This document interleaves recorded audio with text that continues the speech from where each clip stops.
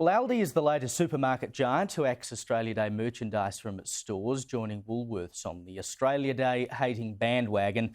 Let's bring in tonight's panel to discuss this. Joining me now is media writer at The Australian, Sophie Elsworth, and PR Council Managing Director, Christy McSweeney. Sophie, I know you talked to Andrew Bolt about this last night when the story was breaking with Woolworths. Now, just as we've gone to air tonight, we have Aldi joining in. I mean, I know Coles has said they're not going to do it, but it really does feel like these woke corporates are trying to tell us how to live our lives, but we know when it came to the voice, it didn't work. Well, that's right, Caleb, and you pointed that out in your editorial tonight. Look, Woolworths should have really listened to their shoppers, because there was a backlash when they were running those pro-voice messages across their, loudspeakers in their Woolworths and Big W stores, should I say. That was problematic for them. Now, the thing here, though, Woolworths are not stocking these items. So Coles are saying they will stock some items. Well, Caleb, I'm searching high and low. I went into my local Coles. There's no Australia Day items in there as of yesterday. I looked online. All you can buy if you're searching Australia Day at the moment is echidna serviettes and koala face masks. So come on, is that honestly what Coles are going to do? Now, I want to see what they are doing. Perhaps they're going to rush out and throw a few things on the shelves. But this is really quite appalling, because what they're ultimately doing is stopping Australians, and as you said, a majority of Australians who support Australia Day, from making that decision when they go into the supermarket. If they want to buy a flag, thongs, whatever it is, a stubby holder, let them. But they're dictating to shoppers now, no, you cannot celebrate that if you come to our stores. And I think that is a real problem in this country, Caleb. Where is, the ability for Australians to actually be proud of this country? And if they choose to buy something, let them.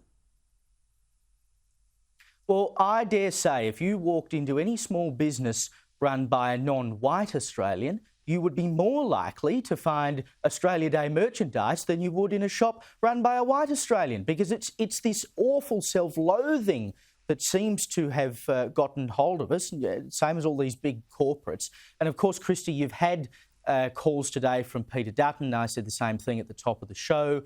Woolworths, Aldi, boycott them. If you're not happy with the decision they've made, take your dollar elsewhere, because that dollar does matter.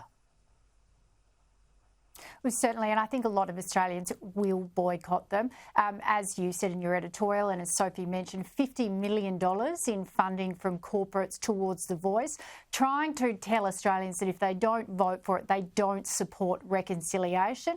That is simply not true. The constitutional referendum has nothing to do with whether you, an individual, support or don't support reconciliation. It was simply people couldn't vote for a model that they didn't understand, which wasn't explained to them. But also, I hope people boycott Woolworths. I hope it opens up revenue opportunities for the hundreds of thousands of small businesses in Australia who employ Australians, who open through significant long trading hours, public holidays, your IGAs, your Metcash businesses and your small corner stores. And the other thing I would say in regards to this, Woolworths, a South African company, also operate in America. The last time I looked, they still sell and stock and celebrate Thanksgiving products. I don't know what makes Australia Day unique in not celebrating this Australian unique national day, if they can do it in the United States for Thanksgiving. And I think a lot of virtue signalling in corporates goes on, and they want to signal to the Albanese government that they are on side with them for political expedience. And I will say, Woolies probably sniffs a price gouging inquiry coming on, and this is their way of currying favour with the government. But brand damage and customer reputation damage lasts a lot longer than governments in these very short 3-year political cycles that we have. And it's going to take Woolworths a lot longer to get over this than it will take them to get through an inquiry. Yeah, and I mean, that's what I said about those donations during the Voice campaign. They weren't donations to the Voice, they were effectively donations to the Albanese government, just saying, it's okay, we're on side, particularly mining and resources sector. I mean, come on. It was so obvious, wasn't it? Now, in a bid to fight the rise of artificial intelligence-generated deep fakes, so these are, videos and whatever of people who aren't actually the people they're purported to be, but, it could be anyone, it could be an actor, it could be me, for heaven's sake, and it looks real, like I've said it, but it's not. The Fox Corporation in the US has launched a new tool that helps verify the authenticity of news content. Sophie, this is only going to get worse. This stuff is all over the shop now. Some of it is extremely convincing. We're going to need this technology not only in the US, but with Australian media and UK media and pretty much everywhere soon, aren't we? Oh, absolutely, Caleb. And look, great move by Fox there. This is a giant can of worms, AI. It's very problematic for so many industries, particularly the media industry. The illegal use of content, copyright issues. And we've just seen that case with New York Times suing Microsoft and OpenAI for the ChatGPT tool, claiming that they're using New York Times articles. The claim is without, payment and so forth. This is very, very serious stuff. This could cost a lot of jobs, not just in the media, Caleb, across so many industries worldwide. So this is the beginning of what is going to be a long fight with companies versus AI, because they're effectively going to put people out of jobs. And look, I've got friends who are telling me in their professional workplaces they are using AI to basically fast track their work. This is frightening stuff. This will cost jobs. And I think watch this space, because we're going to see more of this in the coming years, Caleb.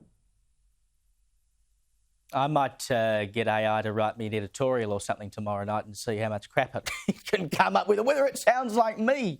I wonder whether it could do that or not. Now, this pill testing sort of back on the agenda, Christy. You had a spate of overdoses at a rave in Melbourne on the weekend. But now there's calls for the Victorian state government to introduce a real-time emergency drug alert system. So presumably, if there is a spate of overdoses, I don't know, they just sort of put the information out straight away to say, there's a bad batch of ecstasy or whatever it might be out there. All these things, surely ultimately it comes down to personal responsibility. If you're going to take illicit drugs, you accept that something might go wrong. Why is it everyone else's job to make sure that you can take illicit drugs and nothing goes wrong?